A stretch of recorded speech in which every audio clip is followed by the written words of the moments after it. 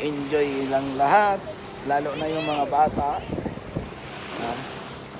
Enjoy sa paliligo dito sa aming isla na aming tinubuan. Ano po tayo ngayon, medyo madilim na talaga. Wala ng araw pero maliwanag. Opo, maliwanag, wala ng araw. Ayun, may mga sirena doon, diba?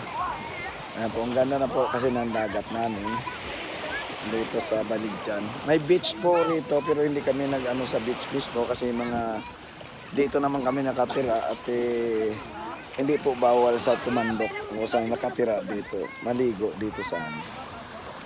Pero kung ano ka, yung mga dayo, pwede kang mag-ano sa beach kasi doon may cottage siya.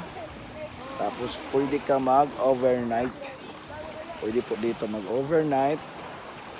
At kung gusto niyo magpaluto ng ulam o mga isda, seafoods, pwede po rito. Ayan ang kapatid ko.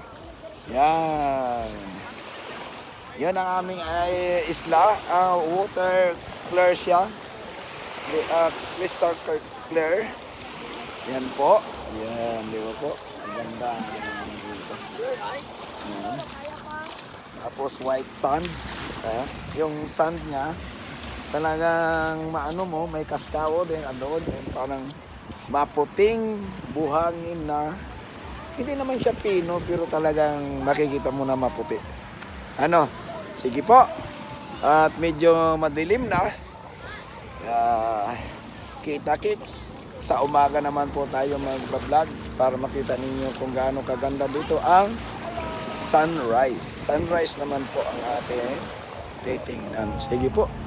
Maraming salamat. Magandang gabi po sa lahat.